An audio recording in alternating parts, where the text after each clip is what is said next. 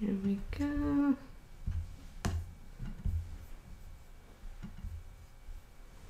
Uh-oh, I have an issue.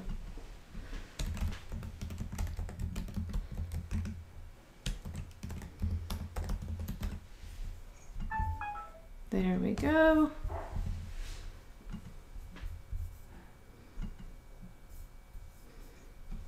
Go. I'm Victor Tiffany. I'm Kelly Lane. And I'm Brian Ramirez. And this is the Revolutionary Roundtable, Theory and Practice. Tonight's episode is going to be modern monetary theory and the practice of selling it on the campaign trail.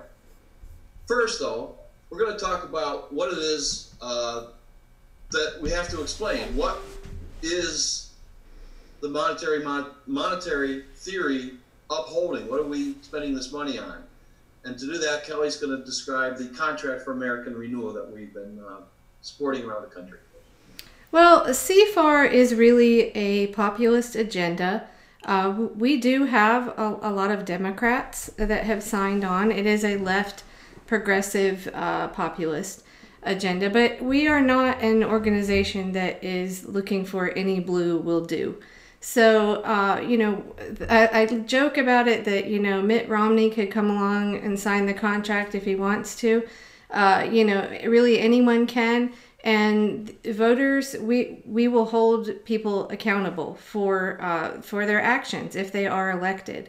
But what we're trying to do is really have candidates that have made promises to the voters that they mean. And I think these days, people really can kind of tell the difference when candidates are speaking truth to them or just looking to have a stamp of something that says they're progressive and they're not really going to follow through on it. So that's kind of the idea with CFAR. One of my top issues, and we had a big breakthrough today, I don't know if anyone saw it, but there was an interview that Lee Camp did with John Brakey, election integrity activist, and recently we had Ray Lutz on. When we talk about election integrity, this is not just talking about possible foreign interference. This is talking about what happened in the Democratic primary that I think it's taken a lot of people a while to come on board with accepting that, yeah, there were some things that happened in that primary that were not on the level. See Tim Canova's case. On the 10th, we'll be talking with BC DeGraff, who wrote Bernie Won, and we'll be going into all of that more. He's also got I think he's working on a documentary called Rigged. So that's kind of what we're looking for, I guess, in candidates that sign on is, if you run for office and there's stuff that happens when you run. It's not being a sore loser to say, hey, something's not right here. When, election officials are trashing ballots 12 months before they're legally allowed to do so, that's not okay, and that's not democracy. So, we're really, party doesn't really matter that much. It's about the issues and the promises to the voters, So tonight we have an interview with a CFAR signing candidate for U.S. Senate in New Jersey, Lisa McCormick. Before I get to that interview, just a couple of announcements. We ask you, the listeners, to go out and help us recruit candidates. We give you one a week. And this really is the activist wing of the real progressives at this point. They have brought us in to help everyone in this organization to make this CFAR or else strategy across the nation work. And to that end, we have a candidate that we would like to bring on board. We're very hopeful that we can get Dylan Ratigan to sign the Contract for American Renewal. He's former host on MSNBC. He's all about corruption and getting big money out of politics. He's a very good guy. So his Twitter account is at Dylan Ratigan, DYLANRATIGAN. And don't go to his Facebook page. He doesn't have a message button. So don't waste your time going there to ask him to sign the contract. But his website is dylanradigan.com. And when you get to that, the upper right-hand corner has a contact tab.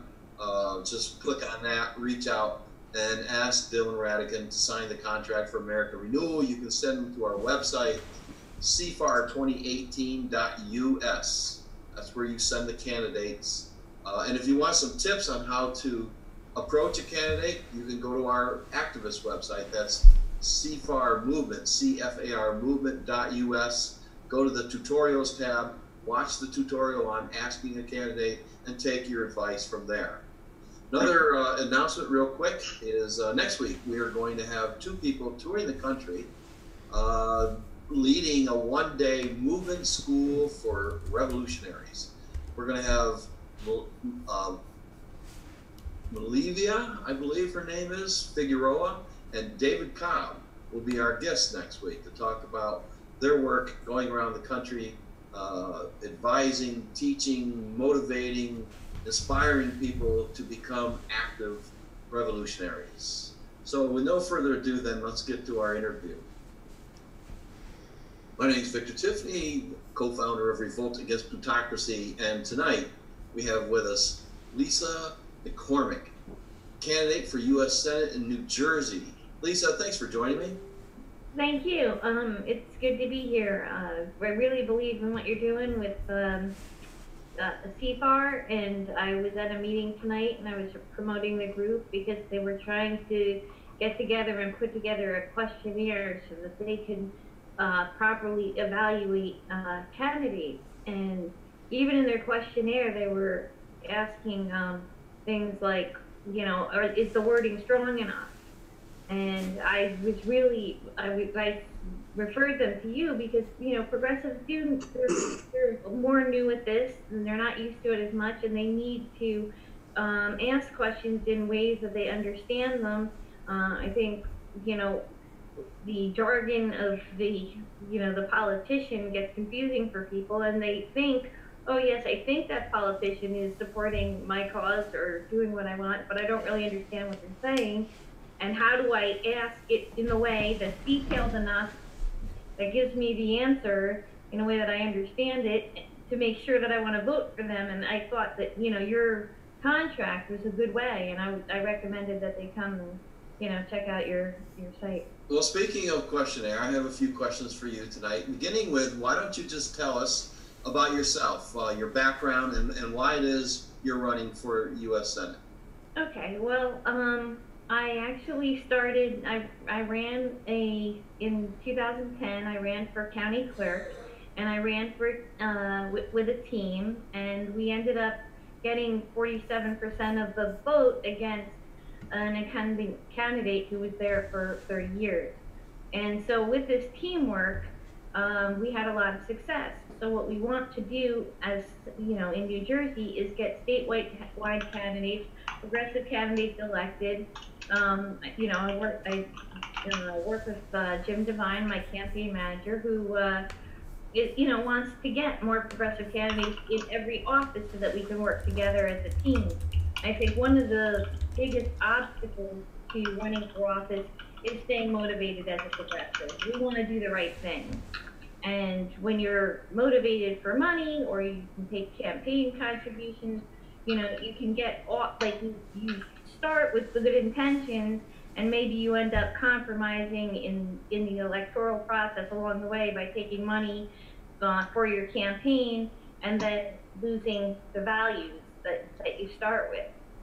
So, okay. So why is it then that you signed the contract for American Renewal? Because I want people to know that I'm answering my questions from the heart. It's not something that, you know, I'm going to say today and change my mind depending on who's in the room. You know, I think people want to hear, you know, oh, when I say I want to tax the rich, I don't want to go in the other room with the rich and say, oh no, I don't really want to tax the rich. You know, I want to give a consistent answer with for every question, and having the contract, you know, is a way for people to measure that I'm going to do what I say I'm going to do. Right. I've looked at the items on this contract. There's a infrastructure plank or policy position. There's Medicare for all, which is very expensive. There's free college for qualified students. These are pretty pricey items. You're a tax and spend liberal, aren't you? I understand that that's you know that would be a category that people want to throw in there, and then I'll look at the defense budget where we doubled the expenses that what we need for our country, and we're okay with spending that on weapons and the military, but we're not okay with spending it on Americans and moving our country forward.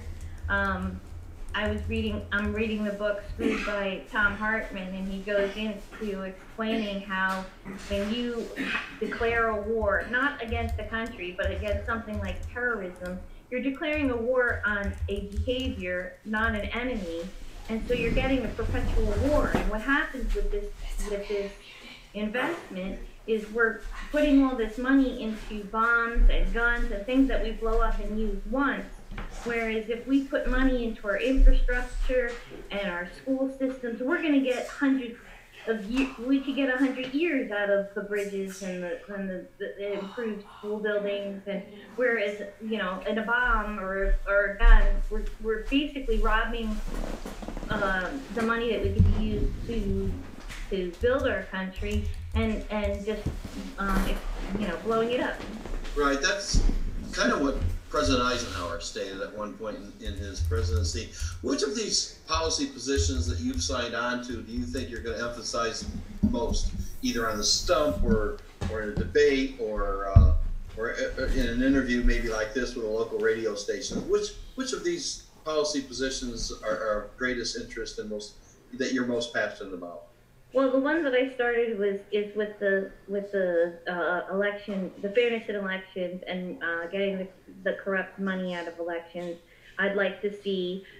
I don't know that a voucher program is necessary. I was looking at the campaigns and election laws, and I think if we enforce them and don't accept all these contributions from corporations, we could actually reduce the need to come up with such large figures to run for office. And when you're able to have more people run for office and you have a more competitive environment, you don't need to be a millionaire to run for office, and it's going to widen the field of people who are eligible.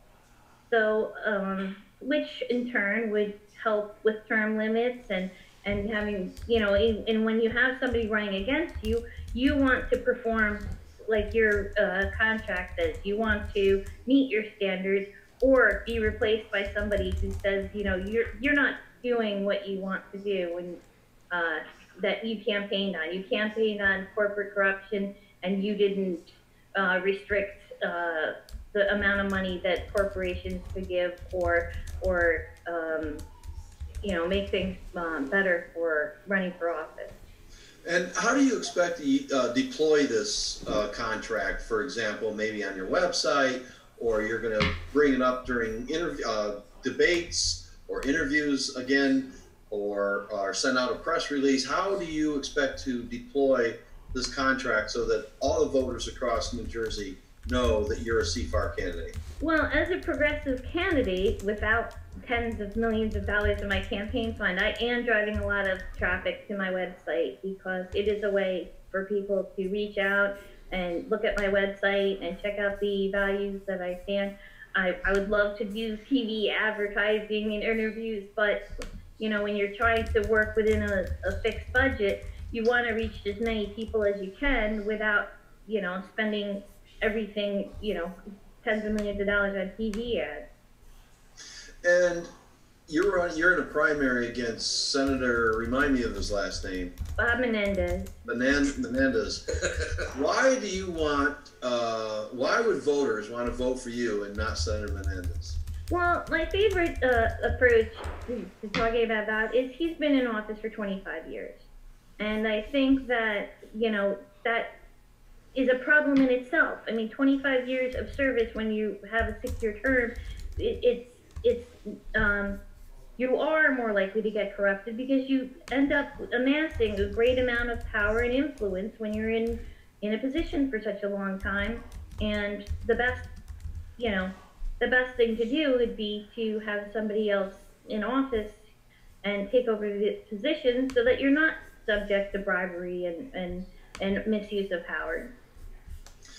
Lisa, appreciate that. Good luck with your campaign, and we appreciate you joining us this evening. Thank you. Great, thanks for your time. And like I said, I'm a big fan, so keep doing what you're doing. Thank you. Thank you. Now we want to transition this into a broader discussion to the answer of you're just a tax and spend liberal, because I listened today to Johnny's answer to that question, which was very similar to Lisa's. I don't know if you listened to yourself from a couple of months ago, Johnny, or not. Johnny Axum is also a CFAR candidate. He's running in, do I remember right, the 1st District of Minnesota? That's correct. Yeah, and you've seen the light. You've actually come up with a different answer. You have a different way of answering that tax and spend liberal. Before I get into that, of course, we're talking about what modern monetary theory is. And in this revolutionary roundtable, I just want to answer the question, is this a revolutionary theory? So I'm going to use an analogy. Some people may have heard this before, but the analogy for me is that this theory is like the original idea of revolution, that in fact, humanity thought that the sun revolved around the earth. You could see it every day going around the earth. And so that was the standard thinking. It was wrong, but that's the way everyone thought until Copernicus came along and came up with a new theory. So Mosler, the guy who first came up with modern monetary theory, is the Copernicus of modern monetary theory. He's the guy, the theorist that came up with it. And then, hundreds of years ago, Galileo came along, and with his telescope, he was able to observe over long periods of time the night sky, and he was able to prove Copernicus was right. In fact, the Earth does revolve around the sun. And then, so people slowly started to accept this scientific perspective. But at the time, Galileo and Copernicus were considered crazy, because after all, you can see the sun going around the Earth every day. And that's the difficulty we have. And by the way, Stephanie Kelton did a research paper to question and find out and answer that question: do government bonds and taxes fund the federal government programs? And after researching the flow of money in government, she came to the conclusion, just like Galileo did with his telescope, she came to the conclusion, no, taxes do not fund spending. We're in a different era. That kind of thinking, like Eisenhower's, every battleship built, every gun made, represents in some sense a theft from those who are hungry. That was when we were on the gold standard. So oddly enough, and Johnny can correct me if I'm wrong about this, but under modern monetary theory, because we're not dependent upon taxes in any way, we can have guns and butter too. This isn't great news, because it allows the militarists to run amok, as well as it will allow progressives to fund good programs. But in fact, Johnny, give us the answer to that question. You're just a tax and spend liberal. What is your answer now? The funny thing is, I never really believed what I was saying at that point anyway. So I'm gonna escape that, and I'm gonna admit to my failure in thinking and my wrongs, because it doesn't make sense. I want you to think about it this way, okay? Let's pretend we're all on a deserted island. We just got off the ocean, okay? We don't have nothing washed up on shore, and all we have is whatever's on that island, resources that are there. We don't have any currency in our pockets or anything like that. We're just on this island. And then we decide, okay, like Lord of the Flies, we're going to start creating our little community, and we're going to make some rules, and we're going to start, building a society on this island, because we're sick of the United States anyway, and we're happy to do it. Whatever, Trump's in charge. Well, we decide we want to start building roads, and or some community areas, and we want to institute a way to pay for it. Well, okay, in the old thinking that we're tax and spend, that means I have to start asking everybody for eggs. Say, okay, I want everybody to give me some money so we can fund the community center that we're going to have on the island. And everybody says, okay, that would be fine, only we don't have anything. What do you want from us? Okay, you're right. So, I can't get any taxes from you because you don't have anything. So, let's do this. Let's create a representation of value. So we come up and we get a coconut and we stamp a little coin out, and that's our dollar. Okay, now we sit there and we stamp out about 1,000 of them and we pass them out to everybody. And we say, okay, now here's what we're going to do. Everybody's got this. Now, you want your hut, you got to give me a little bit of that coconut, a few of those coconuts, so that we can fund this community center. Well, what happened there? We created a currency first. We spent it into the system so that we could tax it back.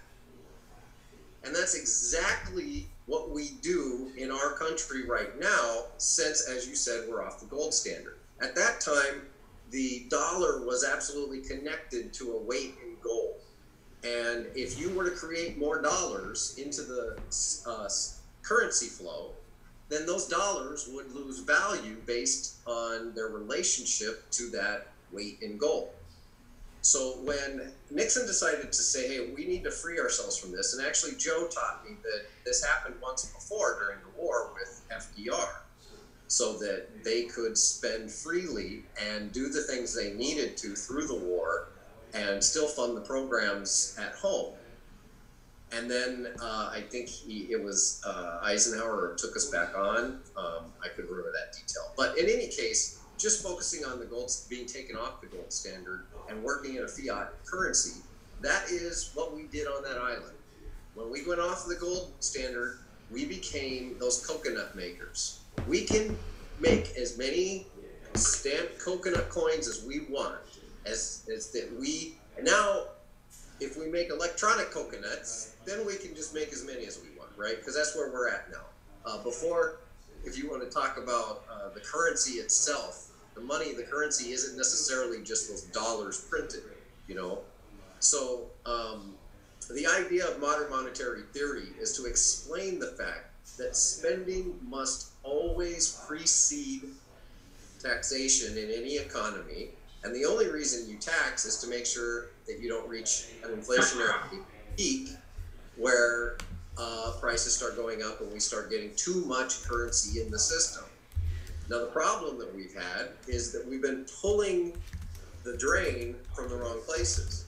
We've been pulling the drain from the working people and letting the income in disparity go to the 1%. What happens up there is savings. Savings in one place causes deficits in another. Now, you notice I didn't say debt.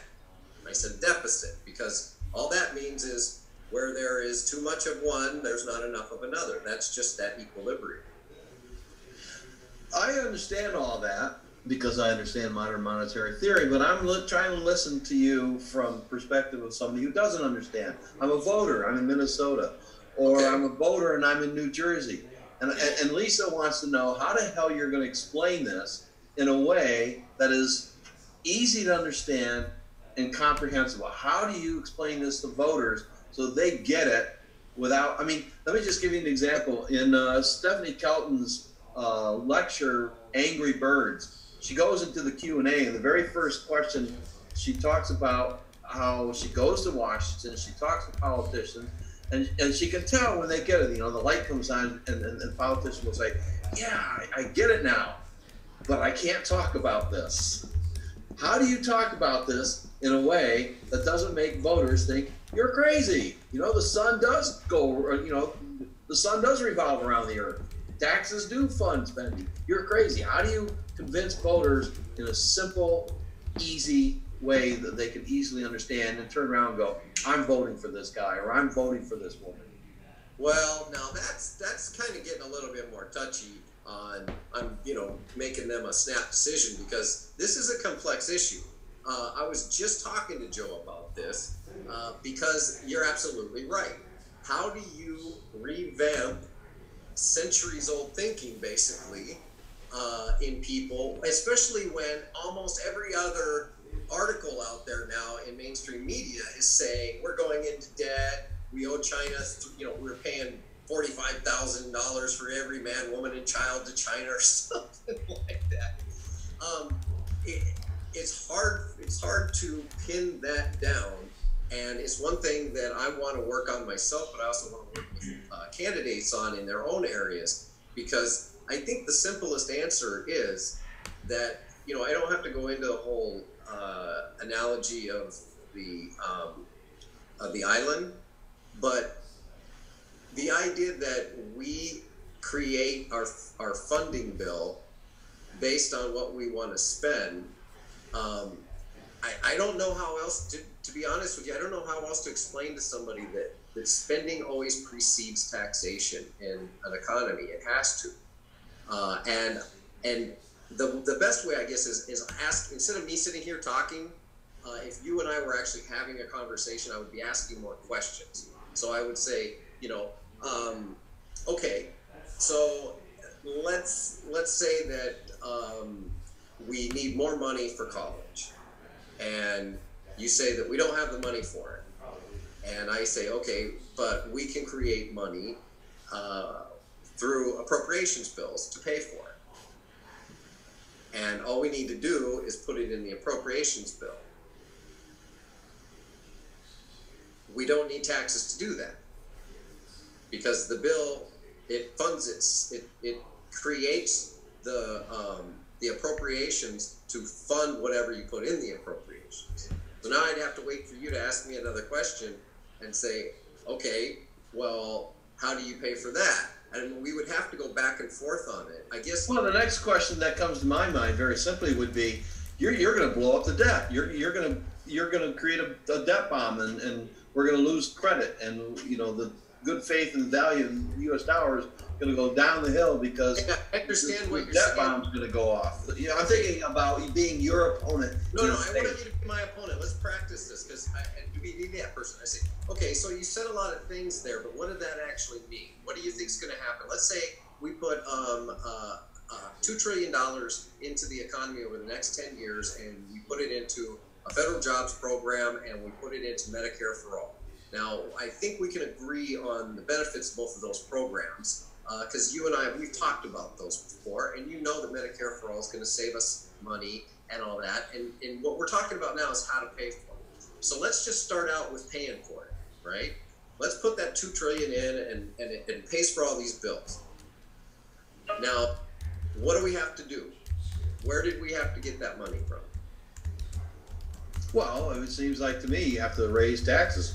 Whose taxes are you going to raise, and how are you going to get that past the Republicans who have signed this Northwest tax pledge? Okay, but we don't have the taxes yet to fund them. We have to fund the program first, right? The appropriations, the budget gets passed before the next tax season, and that's the way the cycle works. So every time, like when Trump did this bill, that's just a bill to fund. They're worrying about how to pay for it later. So right now, let's just work on how they actually appropriate the bill. That's what they do. So if you can agree and I can agree that both of those programs are worth $1 trillion a piece over the next 10 years, and that's how we spend through an appropriations bill, then we'll talk about the taxes later and how that affects. Okay, so do you agree that that's probably the way to stabilize our economy? Well, it might stabilize the economy, but it's going to produce a huge tax burden on our children. If you want to put this off until later, how's that not putting a burden on our children and our grandchildren? Okay, well, now let's look at this from the perspective that now all these jobs are in place, and all this economy, the reason we have the recession type environment that we have right now is because there isn't enough currency floating around in the system. You don't have to tax money out of the system if there isn't enough in there. What's happened over the course of the last few decades is money has been concentrated, it's been saved in private reserves, corporations investing, whatever. So there's less currency in the system as it is. So we have to get that money back in the system so people can pay it back in the form of taxes. Can I say something? Please.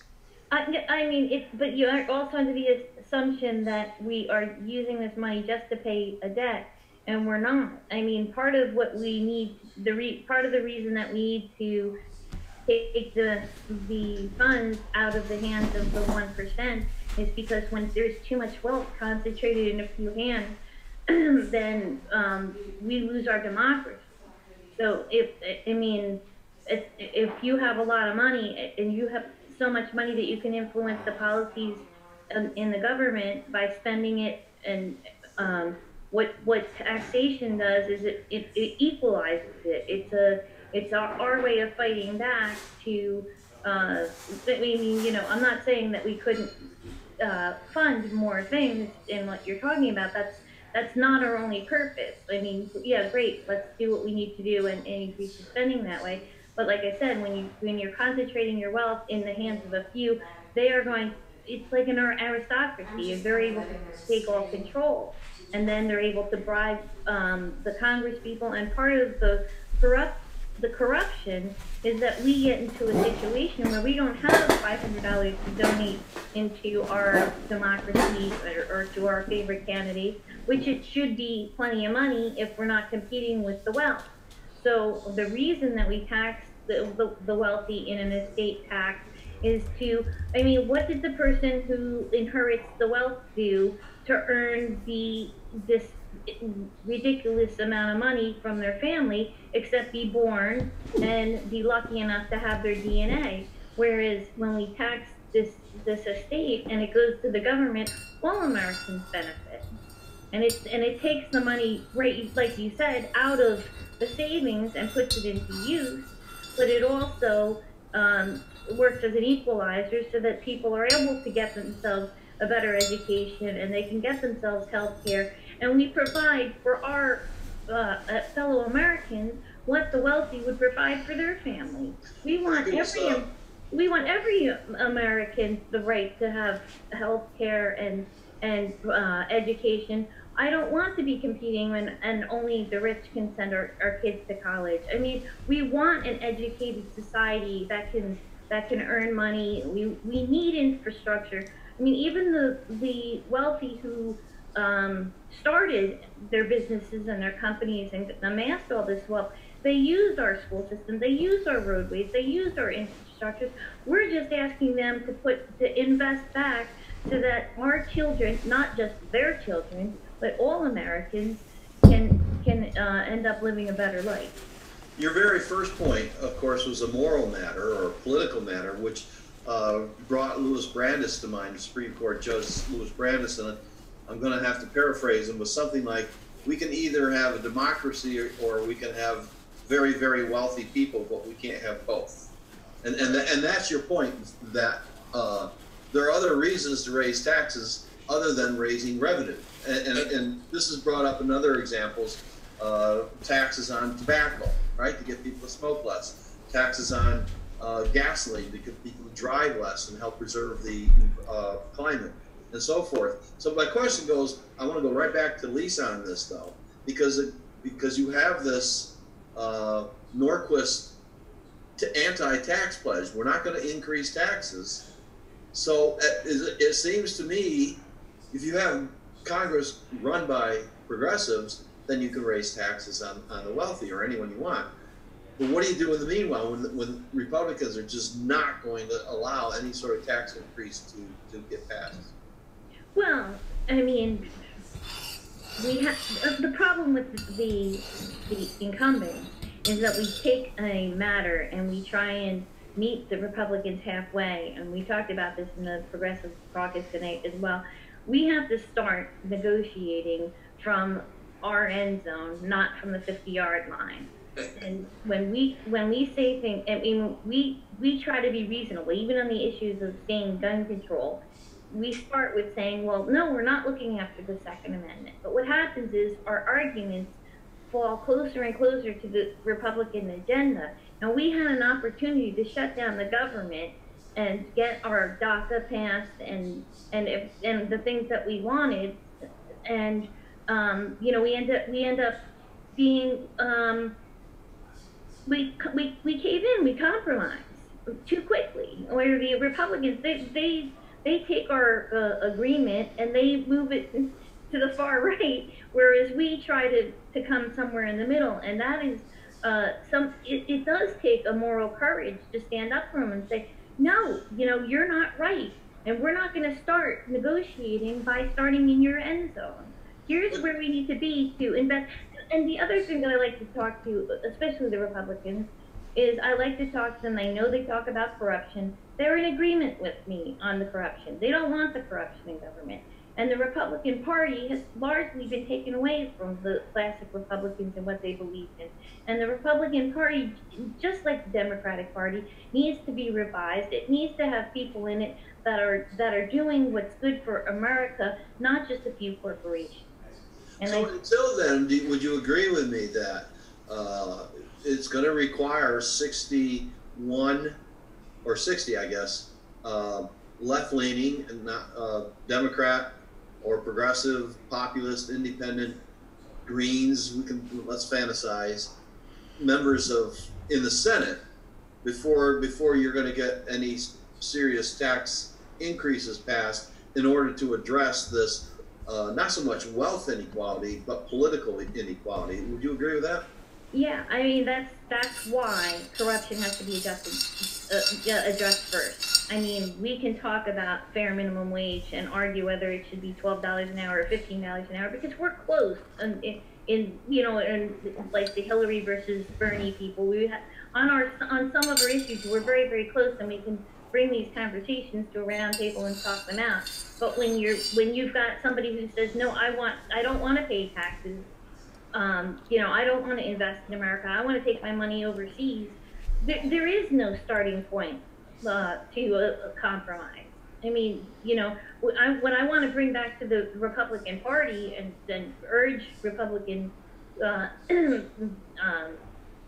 people, constituents, is, get your party back. I mean, you need to understand that what we're doing when we're taxing these very few corporations. I mean, we're talking about the 1%, the 99.99% makes $1.5 million a year and above. This is not a large amount of people that we're raising taxes on.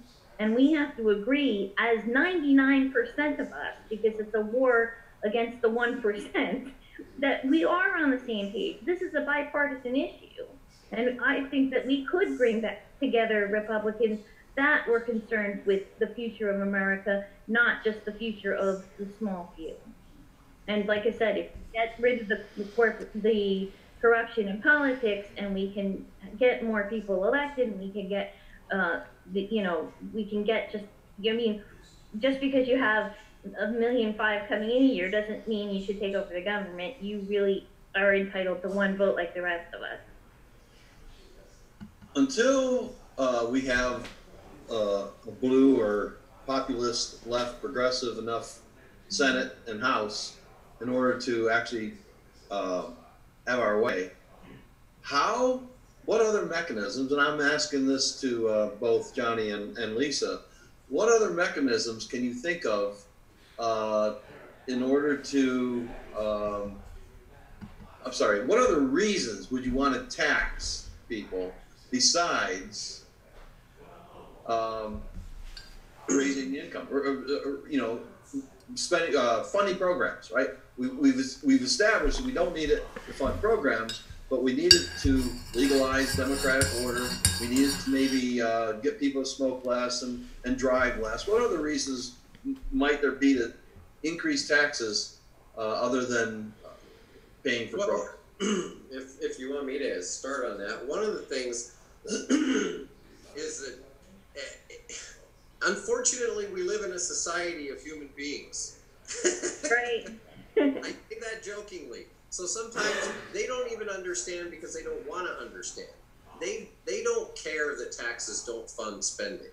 So what did FDR do?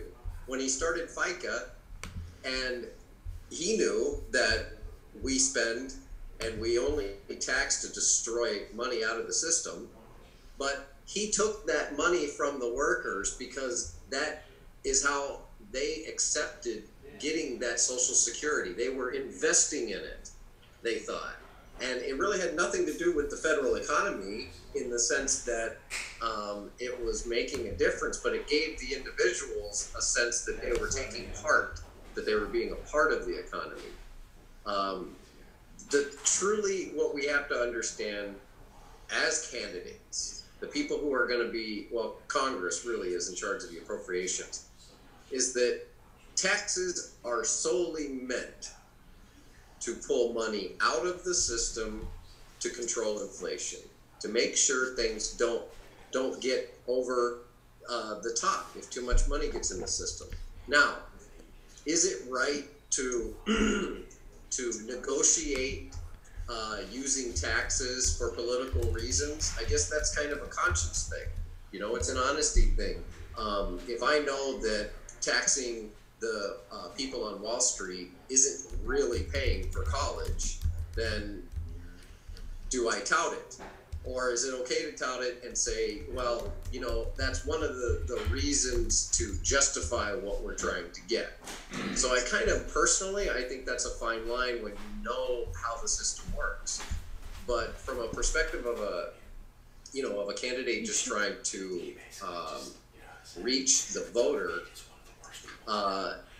you can use words and terminology. And Lisa, I just wanted to say, you know, I've been enjoying everything you've had to say. You're on the target with what people want. You seem to be right on with that. And, you know, as we talk about things like the economy, you can say things like, well, of course, we can tax people to offset the effects to the economy. What happened there? I just said something that was absolutely correct, but it wasn't a lie, and it didn't get us into any weeds. So, well, what we can do is tax Wall Street speculation to offset the effects of investing in the universal college for all. And that's kind of what we're saying anyway, because that's what we're doing. And I think if we kind of, when we understand the way the system works and we work within our own demographics and society, you know, the community that we live in and what their understandings are, and we may have to dance around. You know, someone like you might ask me the question, and you're right on target, you know everything, and you're going to nail me to the wall, and somebody else wants to hear the more emotional message. So I think it's important that we know what we're doing and we stay true to ourselves in our words and actions without manipulating the conversation like the establishment does, because we don't have a debt problem. Right. We can't be in debt to ourselves. We create the money. We cannot be in debt, and we do not borrow money. We do not borrow Chinese yuan from them and bring it over here and convert it into dollar bills some magic way. It doesn't work that way. The money that they invest in treasury bonds is for the interest that they pull back on those treasury bonds. It doesn't give us authority to print money. It just doesn't. We create our own coconuts. That's all there is to it. And as we understand that, then we can understand that we have the freedom to spend. And the only reason we gauge taxes is for all the things that Lisa mentioned: the inequality, the over-impacted reserves. Because if one state has a surplus, then it goes to reason another state must have a deficit because they don't create their own money. But the United States does. And we need to kind of get that through our heads. We cannot be in debt to ourselves. This is all a mechanism that's still been traditionalized through the economic thinking from the gold standard. And until we get off of that thinking, we can't really move forward with talking to people honestly about how our economy works and how we're going to pay for it, and be honest about it. I just wanted to add two quick things, because we started with the question, you know, why else do we tax other than to pay off the deficit? And number one was because corporations don't breathe. They don't care about our air and our water, and they don't care about whether the raw sewage floats downstream. So another reason that we need to make sure that their profits are not extreme is so that we can take care of these environmental issues and that we can regulate their industry and make sure that we make them care about our air and our water and what they're doing to the economy. And the other So let me just make sure I'm clear about what you're saying. Taxes, corporate taxes can be penalties, like basically fines. yes, yes. I mean, in order, because like I said, they don't breathe. They're not, you and I will agree that we need clean air, clean water. We don't want to live on sewage. A corporation's looking at the profits. Yeah, but how much is clean air worth? I mean, really, you know, you have to pay an extra dollar of your product. Why don't we just skimp on some of the, you know, it'll hit, you know, hopefully the clean air will just go stay around us. We'll move to the mountains, and then the dirty air will stay down. But the other reason also to tax.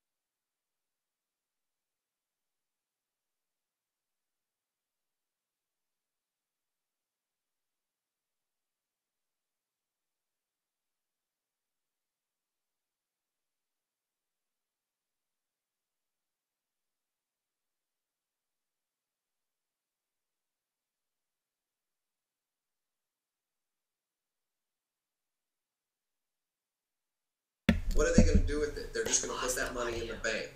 And the people who get the $1,000 a month, who are, it's still kind of a poverty wage or a poverty, you know, a bottom, you know, a floor. Well, they're going to be shut up. They're going to be told, okay, eat your cake. Now you've got what you want. Now be quiet. And like a school voucher, the kids that don't have anything, they have to go to that, you know, low-funded public school or whatever the voucher will get them. But the kids who can couple it with the other 1,000 that their parents have, they get to go to a better school. So the universal basic income actually will end up leading to more income and wealth inequality and disparity based on what you just said about Bill Gates. So I want to get back with you because I think we can talk about that and have a nice discussion about it, because I think you're in the right place. I used to support universal basic income too, but I've come to realize that the real answer to answering that is a federal jobs guarantee with a basic income rider for people who can't work. So think about that.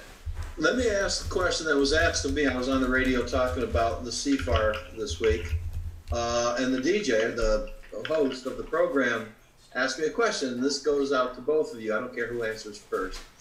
How, you know, when it comes to these programs, and that you're in an interview, you're on the spot, how are you going to pay for it?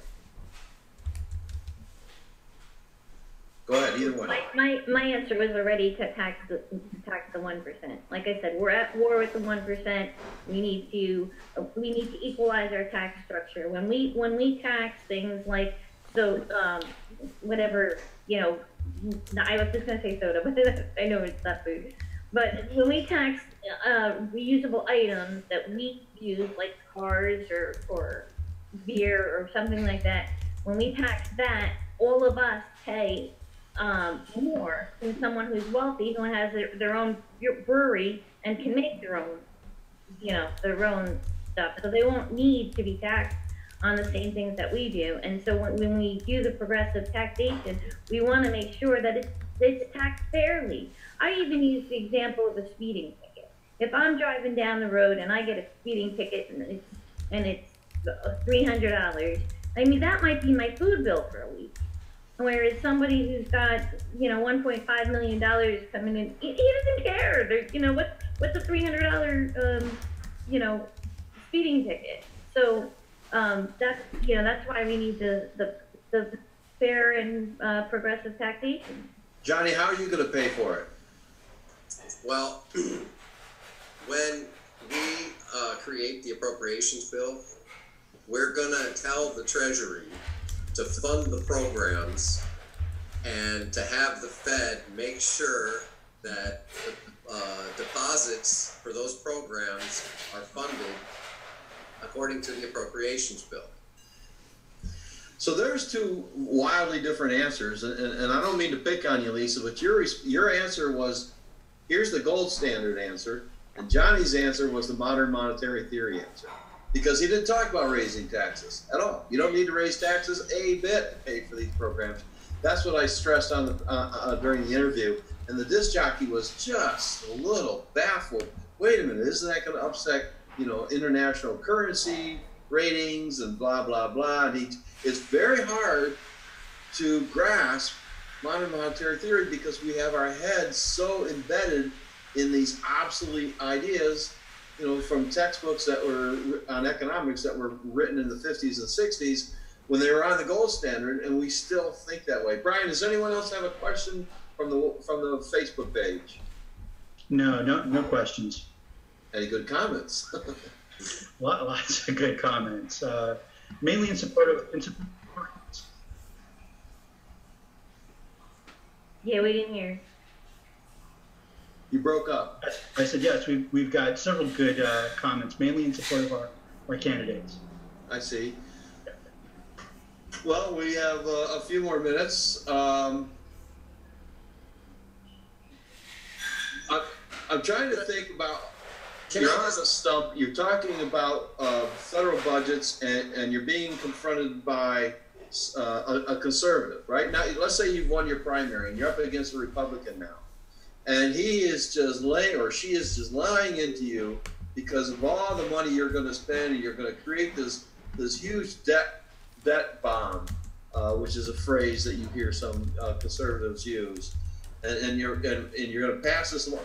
How are you not passing debt along to our grandchildren? Well, part of that is part of the over congressional financing part that goes into the appropriations bill, because you and I know from a monetary MMT standpoint that the debt is a farce. I just told you we can't be in debt to ourselves. We create our own currency. So the debt actually is all of the monies and everything that's out, that is out there in reserves and everything else. So if we wanted to actually tackle that in a policy manner, not an economics manner, because it's not an economic issue. If we want to address it in a policy manner, then what we do is when we instruct the Fed to fund the Treasury accounts for the new spending appropriations bill, we also tell the Fed to go ahead and pay off any debt that comes due at the time that it comes due for the period of time of the appropriations bill. So over a period of time with each appropriations bill, that portion of debt that always comes due gets knocked down. That's pretty much it. I mean, it's pretty simple. I don't have to expound on it anymore because that's how it works. I mean, we tell the Fed to credit the account at the Treasury for the things we want to spend, whatever it is, jobs guarantee, Medicare for all, education for all, whatever it is, we say, hey, we want you to put this money in the deposits of the accounts for these programs. We go, okay, great. And then that money gets put in there. And then here's what else we want you to do, because they don't do this right now. They can, but they don't. We tell them, okay, now Fed, when our deposits come due, or when the bonds and things like that and the interest come due on Treasury securities. Those are the types of things that we're talking about. When they come due, go ahead and pay them too. Now, where does the money come from? It comes from the appropriations bill. I just told them, it's put in there, and we tell them when that comes due, pay it. So I'm your Republican opponent this fall, and to me, that sounds like voodoo economics. Okay. So, great. I appreciate the term. What's your alternative? Cut spending. We just can't afford it anymore. Okay. And that's just it? You just cut spending across the board. So where does money come from to get into our economic system if we cut spending on everything? I mean, well, let's back up, because you don't want to cut spending on the military, right? It's of course not. Okay, so where does that money come from? Congress. Okay, so why can't we have Congress put in the appropriations bill to fund Medicare for all if we can have them fund the military? Because it sounds like we're going to build a debt. Okay, but I just told you we can have the Fed pay the debt when it comes due, as it comes due. But I'm telling you, that's voodoo economics. It doesn't make any sense. But with the Federal Reserve, that's how it works. So obviously you're not qualified to be in Congress if you don't understand how Congress appropriates funding. So it would probably be best to have somebody who actually understands how we actually fund bills to be in Congress. But I appreciate the debate. And I appreciate the answer, not as a Republican, but as a moderator of this discussion, because that's what we're here for. That's what we're trying to hash out is right. How do you deal with these stupid right-wing accusations? You're going to get it from conservatives, you're going to get it from neoliberals, and you need these answers. You need to be able to come up with, here's how we're going to pay for it. And I really appreciate Johnny's newfound wisdom because he's given us answers. Remember, when I asked you, as I said earlier in the show, when I asked you this question, Lisa gave me your answer. Yeah. Exactly what you said. I was listening to it today, and I'm listening to Lisa tonight, and I said, oh boy, I just heard this earlier today. Take it from the military, moving it over to social program. Yeah. You don't need this. That's why I want, part of what we're doing also, Victor and Lisa, I've told Joe this because I kind of get it and I've been grabbing it, and I'm a candidate. And other candidates who get it and grab it, we should be helping other candidates. Now, as the senator, you don't actually have to worry about this, but you do have to worry about the answers as far as saying, well, we can just work with Congress to tell them to appropriate these bills. Because Congress is who appropriates the bill. But you and I, we can get off of here and, have some discussions about it. We don't have to be on camera. And I said exactly the same thing that you said, because what we've been indoctrinated to think is that the federal government's budget works like our household budget, and if our checkbook doesn't balance, then we're in debt. But that is not how the federal government works. And when all the candidates understand that and can articulate that to the people, then they get stuck. They go, oh, that's voodoo economics. Okay, explain how it is voodoo economics. You back yourself right into the corner I want you to get back into as an opponent, so I prove my point. And as long as you stick to the facts after you convince people that the chicken comes first in the federal economy. There is no chicken and egg discussion. The chicken is first, and the chicken lays as many eggs as you want it. That is the bottom line. And when we understand that as candidates, then we can tell people how to pay for it. We the things she said about pulling taxes out were all exactly the reasons you pull taxes out for a lot of reasons, because of the wealth and income inequality. But don't turn around and say we're going to pay for something through those taxes, because what we're actually doing is we're removing those taxes from the economy to make room for next year's appropriations bill. And then hopefully, instead of putting money in the pockets of those rich people, again, what we'll do is we create programs where that money gets spread among the populace through job programs and things like that. And we keep that progressive tax rate high, like she proposed, for the purposes of offsetting large corporations and wealthy people's earnings to give us a more equitable lifestyles, if you will. Well, I appreciate that, and I just want to thank you, Johnny, and Lisa for joining us tonight. I think this has been a very stimulating conversation. I'm looking forward to watching it again and listening to it again tomorrow, so I can learn what actually Johnny seems to grasp better than I do. So thank you again for joining us. This has been the Revolutionary Roundtable, Modern Monetary Theory and the Practice of Making the Case to Voters while you're campaigning for Congress. And nice to meet you, Lisa. Yeah, nice meeting everyone. Yeah, and we'll hook it up after this. I love you had to say. Sounds good. Thank you. All right.